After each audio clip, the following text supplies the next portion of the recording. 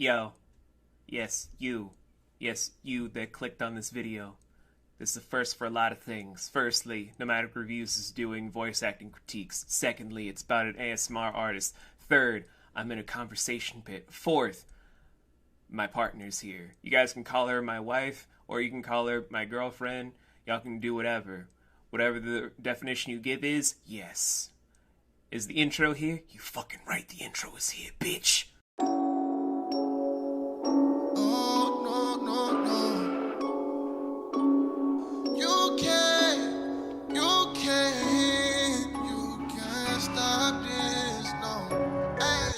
I know that this is my destiny. I was at my lowest, he saw the best of me. All of my doubts are the rest in peace. Buried them deep in the leg, I can work with the rest of me. Yes, I am blessed, never stress, disconnect from all my demons. They can never get the best of me. Truly blessed to be a... Hello, everyone. Welcome back to Nomadic Reviews, the review show where we kind of just look into a lot of stuff in a less than kind of cognizant manner, but more on a professional manner than after hours reviews, where I'm your host, V, and with me today for my first is my Baba of Crimson Whispers, VA, or Raven Angel Rain. Hi, everybody. And today is kind of just a weird thing for Nomadic Reviews because you guys already saw the Great Heights review last week. If you guys didn't already, it's in the description below, and then you can just click on the eye icon in the right-hand corner. I'm doing a lot of stuff that's just kind of either out of my wheelhouse for you guys or just for a fresh take thing for me to come back to the whole review scene. Case in point, this whole thing where originally I was just going to do a ASMR tale that kind of went on, but after some behind the scenes things, I decided what better thing to do than to actually put in my 20 years of voice acting into fully critiquing someone on a full-blown video scale. And why not start off with Stephanie Tobin, aka Stephanie Swan Quills.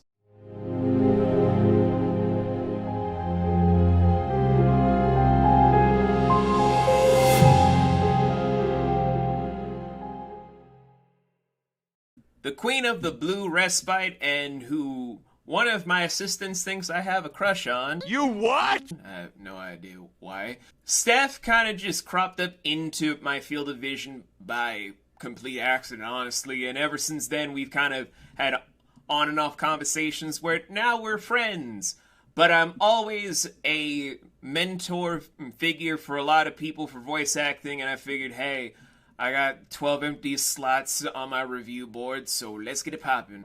You may be shackled to a chair, but you're far safer than you were a few hours ago. I'm surprised that you still have all your limbs intact, and the sharks didn't take a bite out of you. Steph has been in the game for a couple of years now. She's not green for a lot of individual stuff, but she's still kind of a novice. Not in the way of she doesn't know how to handle business, but in the grand scheme of the whole big ocean of voice acting, she's not out of the green state. There are many people that want to say that they walk the walk and talk the talk to be in the big leagues because of the creds they have under their belt, but you'll see what I mean later on. For now, it's the fact that she isn't totally green that I can say throughout all honesty from the voice acting side of things that Steph really has brought a lot more to the table than she allows herself to get credit for. She has the tonal changes that she needs to bring forth a grandiose affair with her acting, but also gives that whole impactful emotional pinch that you need to give your character more life. Many people that I've worked with, or people that I've supervised, or many people that want to call themselves my colleagues or associates, want to act as if they know what they're doing from just using stuff of the animation means to have a workaround for it. But when you also come from a background where you just have to use your voice as your biggest tool without a lot of visual mediums to give away a lot of things, you tend to notice that when you have the training around yourself to give a better performance, you can tell the difference in a lot of different ways when you see someone that actually had to do twice the work without animation, versus those that just got a little bit easier because of just animation and gaming roles under their belt to not really see the overall picture, what it means to be an actor. Before I will go on, though, I brought my partner here for more than just her beautiful face and dazzling eyes and just her. I got distracted. Bubba, you want to give anything on this topic right now? All I want to say is Stephanie Swan Quills has been someone that I've admired as a voice actress for a while. I started off in the voice acting world myself to a few people which I won't name, and then kind of my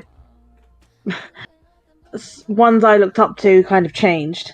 And Stephanie Swan Quills has not been a person who I've changed my mind on looking up to the last, I'd say, 3 years. I love her voice. I love what she does. I love the energy that she also has and the funness and the respect and the love that she gives to her supporters.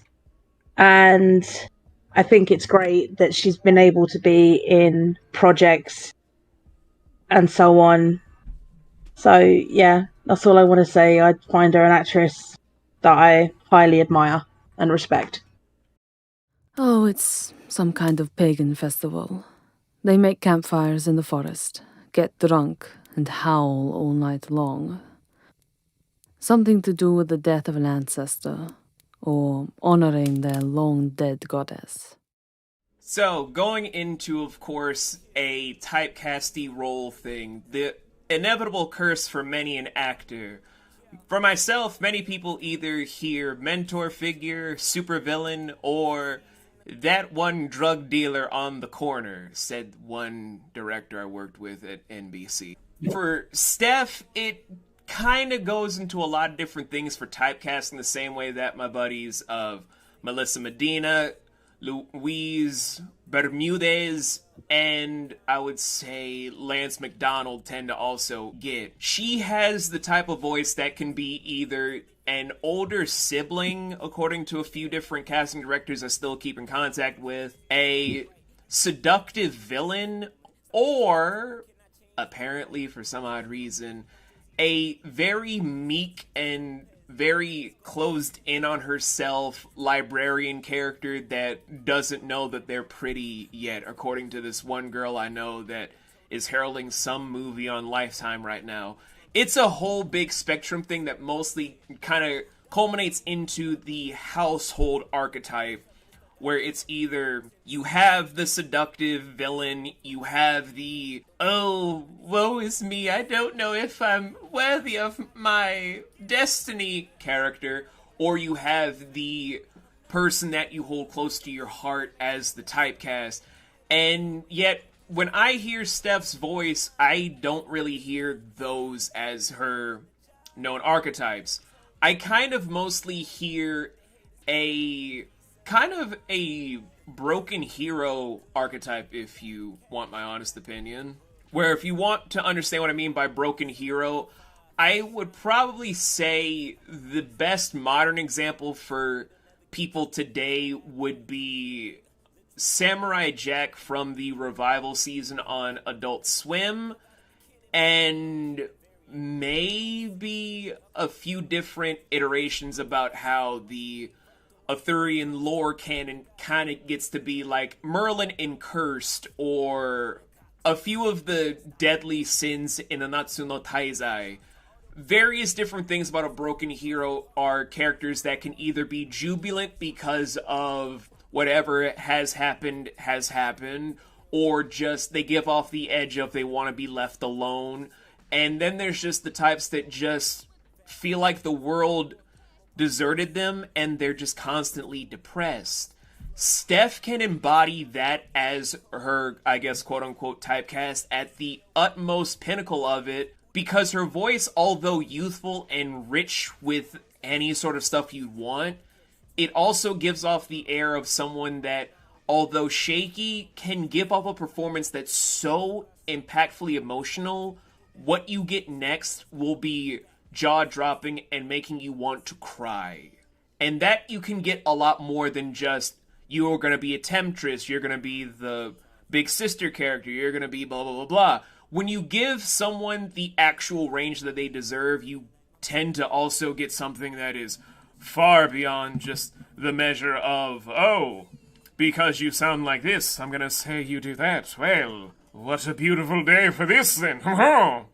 But, baby, you know typecasting. You've had typecasting before. What do you see for Steph? For her voice, for the voice that she's got, I see many voices, like characters that would actually suit her type. Playing a villain, playing a seductress, playing a caring, loving mother, playing a comfort and close friend. So I see her being typecasted into a lot of roles, but I think a lot of people would probably see her more as the deep voice that you would have for villain characters by a lot. But I see that she'd be good for many, many characters. But yeah, I think villain is where she'd be probably typecasted the most. Yes, it's me, Night Angel. Yes, I suppose you've seen me all over the press and all over the internet too. Alright, so the main big thing I keep hearing from people when they want to approach me, where it's just like, V, can you hear my demo reel? Tell us what you think. What do you really feel about how far we're gonna go in this career? If you guys honestly want to know, from literally the fact that I, on my own downtime, reviewed maybe 400 demo reels, 200 of them using Twitter, 200 more using just some connections I still have somewhere else. I roughly only see about 10% of the people with demo reels today being long-lasting successes. Steph made the cut being in the 10%, and yet when I told her this, she did not understand why. Now, I've seen the new talent that's cropping up today. Everyone wants me to be like, Alejandro Saab is gonna last the entirety of his career to be in his old age still being a star. Everyone's trying to tell me I should keep an eye out for, like, the Patrick Meadleys and whatnot. And guys, I've heard their voices more than enough times before they even picked up the microphone. And it's because they're replicating their heroes. So why should I care about people that only want to replicate what has come before?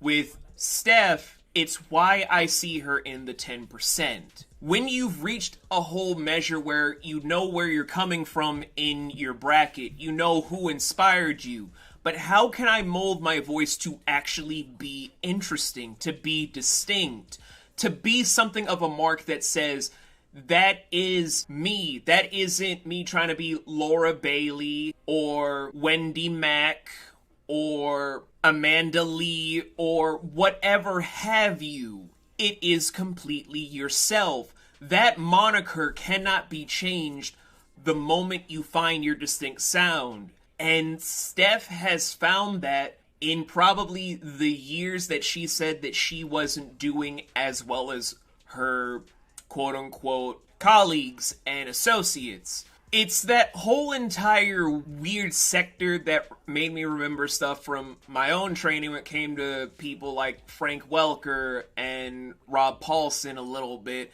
and John Bailey. You don't get to know how your voice gets to be at its best until you've heard yourself at your worst. When you've literally gotten to your point where you're at a low point vocally and you feel like you're giving up is when you start uncovering a little bit about your distinct sound, what makes you the best at how you do things. Not your mentor, not the people that you act around, not even the people that say that you're just as good as blah blah. When you yourself see that marker in your own being, you find yourself a greater sense of how your voice matches up, how your talents can transcend the testament of time. That's what I look for when it comes to people that last the long reaches of their career, the people that actually measure up to be legends. There we are. Please, stay calm. I promised you that I mean you no harm, lovely one, and I always keep my word. Alright, overall thing. So, I've been trying to rack my mind around how to do this stuff because, my god, I just did a whole entire palette cleanser review prior to doing this, so... Whoo! I don't even know how to really give it other than a letter grade when it comes to acting at this point. I'm pretty much a fucking teacher at this point. So, for Steph, on the pros side of what I've listed, she should be in the higher marks, but at this stage, for how we're gonna wrap stuff up, I need to also give the cons, which are just... Steph is still, unfortunately, green, but that's also her class of voice actors where everyone thinks that since they started online and because of their college courses, they know the business, they know the game. And I cough in disgust because if you guys think that what you're experiencing because a lot of people paved some roadways to get you where you need to go, and that's how this industry is working, then you're not going to understand until you start getting rid of your greenhorns. This business has a lot more folds to it that you need to be better prepared for than just you have the numbers and you have just online fans that say this, that, and third thing. Because I've said it in a lot of different things on some review shows. I've known people that can out-act even people that have millions of dollars today that don't even need a fan base and don't need any roles on TV. So don't get complacent and don't act like you know how this game works. Just because your numbers are big don't mean shit. But with that whole big spiel, it's also just me getting back to Steph about the whole greenness. When you get to know how this game is fully played, I feel like she'll be a much more comfortable monster in the field. Her confidence will skyrocket and she'll see her full self-worth for what it needs to be. The other con I can kind of think of is just I want to see more come from Steph, but that's also, I guess, from the confidence issue. But we're trying to see if eventually she can polish that stuff up to be a much grander force, even though people say that her discography and filmography are impressive. A lot of that filmography is from studios that are hiring her today. I want to hear more of her original stuff. That way I also have more of an audio basis that I want to admire and put on our shelves. It's that whole entire piece of the puzzle that leads me to give Steph at least a low A marking. A low A where if it was a lot higher up to be an A plus or an S rank, maybe I'd consider a lot more things to say, but I just want Steph to be more Steph. When that day comes, I will give a higher enough grade, but until then, that's just how I'm leaving at it. And it's not even me trying to be mean or cruel or whatever, it's just me stating facts. A low A is good enough for now. A high S tier when Steph becomes full Steph. If you get it, you get it. If you don't, you don't. And that is fine. I will take all of the hate comments in the comment section below. I'm also looking at some of the people that want to be like, I've been too mean to voice actors today, and if this is the case, who are the other people that I'm going to be reviewing so you can save them from me talking about them? Well, I'm glad you asked. Boy, you crazy!